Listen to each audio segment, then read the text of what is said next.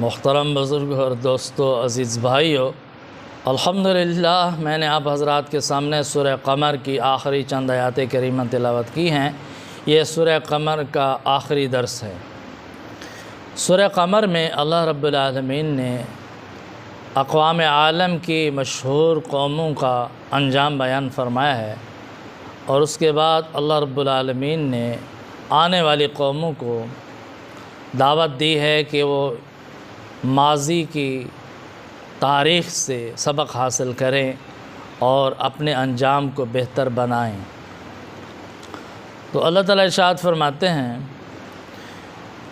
بل الساعۃ موعدہم الساعۃ ادھیٰ و امر۔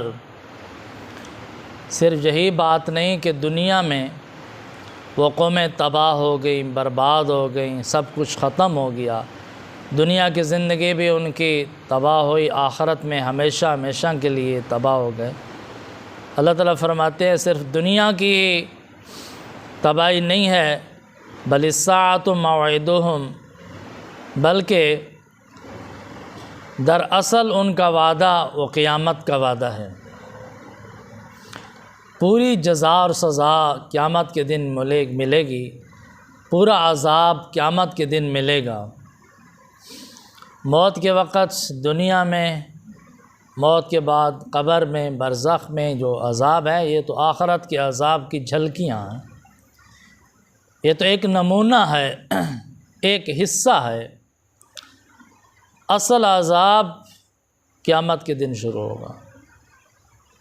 اور وہ عذاب بہت بڑا عذاب ہے، بہت سخت عذاب ہے، بہت سخت سزا ہے۔ والساعۃ ادھیٰ و امر، اور قیامت ان لوگوں کے لیے بہت بڑی مصیبت اور ناگواری کا دن ہے۔ کافروں کے لیے قیامت کے دن بہت مصیبت کا دن ہے، مشکل کا دن ہے، بہت بڑی حسرت کا دن ہے، اور وہ ان کے لیے بہت سخت دن ثابت ہوگا، مشکل دن ثابت ہوگا۔ ناگوار گزرے گا، ان کو ناپسند گزرے گا۔ ان المجرمین فی ضلال و سعر، یقیناً مجرم لوگ جو ہیں وہ بہت بڑی گمراہی میں ہیں اور بے عقلی میں ہیں۔ جو کافر لوگ ہیں، جو ایمان نہیں لاتے، یہ بہت بڑے مجرم ہیں، بہت بڑی گمراہی میں ہیں، یہ گمراہ ہیں، بہت بڑی بے عقلی میں ہیں۔ انہوں نے عقل سے کام نہیں لیا، سمجھ سے کام نہیں لیا، بہت بڑی بے وقوفی کی ہے ایمان نہ لے آ کر۔ یوم یسحبون فی النار علی وجوہہم، جس دن ان کو منہ کے بل جہنم میں گھسیٹا جائے گا، جہنم کی آگ پر، جہنم کے انگاروں پر منہ کے بال ان کو گھسیٹا جائے گا، تو کتنی ذلت ہوگی، کتنا سخت عذاب ہوگا۔ ذوقوا مس سقر، اور کہا جائے گا کہ اب چکھو جہنم کے عذاب کا مزہ،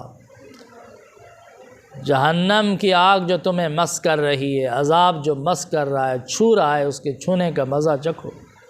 عذاب کا مزہ چکھو تم، اس قیامت کا، جہنم کا، آخرت کے عذاب کا، سزا کا انکار کرتے تھے تو اب مزے لے لو۔ انا کل شیء خلقناہ بقدر، یقیناً ہم نے ہر چیز کو ایک خاص اندازے سے پیدا کیا ہے، ایک مقرر اندازے سے پیدا کیا ہے، بہترین اندازے سے پیدا کیا۔ اللہ تعالیٰ نے اس کائنات کی ہر چیز کو ایک خاص اندازے سے، ایک مقرر اندازے سے پیدا فرمایا ہے، ہر چیز کو موضوع پیدا فرمایا ہے، ہر چیز کو جس مقصد کے لیے پیدا فرمایا اس کے لیے صلاحیت عطا فرمائی ہے، جس ذمہ داری کے لیے پیدا فرمایا اس کی صلاحیت اور استعداد پیدا فرمائی، اور جس مخلوق کو جیسا ہونا چاہیے تھا اسی طرح اللہ تعالیٰ نے پیدا فرمایا۔ یہ اللہ تعالیٰ کی قدرت ہے۔ اس کائنات میں اللہ تعالیٰ نے جتنی مخلوقات پیدا فرمائی ہیں وہ اللہ تعالیٰ کی تابع فرمان ہیں، اللہ تعالیٰ کے حکم کی پابند ہیں، اللہ تعالیٰ نے جس کام کے لیے، جس مقصد کے لیے پیدا فرمایا اسی کام میں لگے ہوئے ہیں، ذرہ برابر بھی وہ نافرمانی نہیں کر سکتے۔ لیکن ہر چیز جو اپنی ذمہ داری نبھا رہی ہے، اپنے کام میں لگی ہوئی ہے، اس کے ہر عمل کا اثر مرتب ہو رہا ہے، نتیجہ نکل رہا ہے، وہ اللہ کے حکم سے اپنی ذمہ داری پوری کر رہی ہے۔ لیکن جو وہ کام کر رہے ہیں اس کام کا ایک نتیجہ مرتب ہو رہا ہے، اثرات مرتب ہو رہے ہیں، نتیجہ نکل رہا ہے۔ جب کائنات کی ہر چیز جو عمل کرتی ہے اس کا نتیجہ نکلتا ہے، اور جو اس کائنات کا مخدوم کائنات ہے، اشرف المخلوقات حضرت انسان، وہ اگر کوئی عمل کرے گا تو اس کا نتیجہ نہیں نکلے گا، اس کا بھی نتیجہ ضرور نکلے گا، اس کے اثرات مرتب ہوں گے، نتائج مرتب ہوں گے۔ اچھائی کرے گا تو اچھا نتیجہ مرتب ہوگا، برائی کرے گا تو برا نتیجہ مرتب ہوگا، اس کے اثرات ظاہر ہوں گے، دنیا میں بھی ظاہر ہوں گے، آخرت میں بھی ظاہر ہوں گے۔ تو اللہ تعالیٰ فرماتے ہیں وَمَا أَمْرُنَا إِلَّا وَاحِدَةٌ كَلَمْحٍ بِالْبَصَرِ، کہ ہمارا حکم تو بس ایک مرتبہ ہوتا ہے، اور جیسے آنکھ کا جھپکنا ہے اتنی دیر میں ہمارا حکم پورا ہو جاتا ہے، ہمارے حکم میں دیر نہیں لگتی اس کے پورا ہونا۔ اللہ تعالیٰ کیسی قدرت والی ذات ہے، جب کسی کام کا فیصلہ فرما دے، حکم فرما دے تو فوراً ہو جاتا ہے، کون فایا کون، اللہ تعالیٰ فرماتے ہیں ہو جا، وہ کام ہو جاتا ہے۔ اللہ کے حکم میں پورا ہونے میں کوئی دیر نہیں لگتی۔ یہ تو ہمارے سمجھانے کے لیے اللہ تعالیٰ نے فرما دیا کہ آپ جھپکنے کی طرح جلدی وہ کام ہو جاتا ہے، لیکن یہ ہمارے نزدیک اللہ تعالیٰ کے ارادے کا نام موجود ہے۔ جو ہی اللہ تعالیٰ حکم فرماتے ہیں کام ہو جاتا ہے، جس طرح فرماتے ہیں، جب چاہتے ہیں وہ کام پورا ہو جاتا ہے۔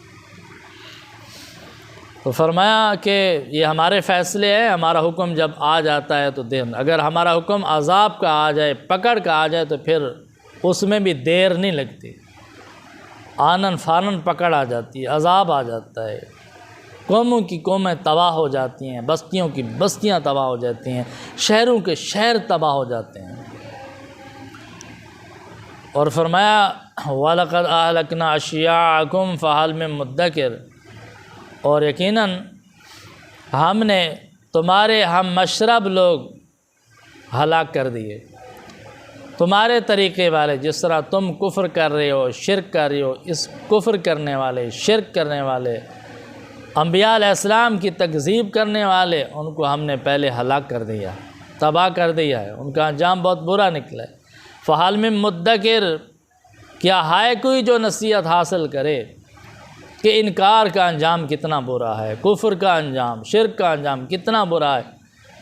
کیا کوئی نصیحت حاصل کرنے والا نہیں ہے جو عبرت حاصل کرے، ماضی سے نصیحت حاصل کرے۔ فَكُلُّ شَيْءٍ فَعَلُوهُ فِي الزُّبُرِ، اور ہر چیز کو ہم نے ان کے اعمال کو، کردار کو اعمال نامے میں درج کر دیا ہے، ہر عمل، ہر فعل، ہر حرکت، ہر قول وہ اعمال نامے میں درج کیا جا رہا ہے، لکھا جا رہا ہے، درج ہو رہا ہے ہر چیز۔ وَكُلُّ صَغِيرٍ وَكَبِيرٍ مُسْتَطَرٍ، اور ہر چھوٹی بات اور ہر بڑی بات لکھی گئی ہے، اللہ کی تقدیر میں سب کچھ لکھا جا چکا ہے۔ اس کائنات کے پیدا ہونے سے پہلے اللہ تعالیٰ کے علم میں تھا کہ میں جو مخلوق پیدا کروں گا وہ کیسی ہوگی، وہ کیا کردار ادا کرے گی، کون سے عمل کرے گی، کیا نتیجہ نکلے گا، یہ تو اللہ تعالیٰ کے علم میں پہلے سے اللہ تعالیٰ نے اپنے علم کے مطابق لکھ دیا۔ تو سب کچھ اسی طرح ہو گیا جس طرح اللہ کی تقدیر میں ہے، اور اللہ تعالیٰ نے جو اختیارات دیے ہیں اس کے باوجود ایسا کریں گے لوگ، اپنے اختیار سے کفر کریں گے، شرک کریں گے، جہنمی بنیں گے،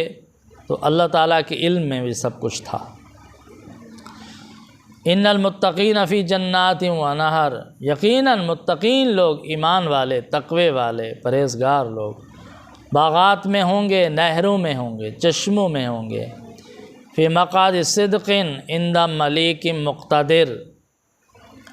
ایک عزت والے مقام میں، عمدہ مقام میں، وہ مقام جو ایسے بادشاہ کے پاس ہے جس کا قبضہ اقتدار پر کامل ہے، زبردست اقتدار کا مالک ہے، زبردست قوت کا مالک ہے، اس بادشاہ کے پاس ان کو عزت والا مقام ملا ہے، اکرام والا مقام ملا ہے، بہت عمدہ مقام ملا ہے، بہترین جگہ جس کو جنت کہتے ہیں۔ وہ اللہ کا مہمان خانہ ہے جس میں اللہ تعالیٰ ایمان والوں کو، متقین لوگوں کو بہترین ٹھکانہ عطا فرمائیں گے، ہر قسم کی نعمتوں سے نوازیں گے،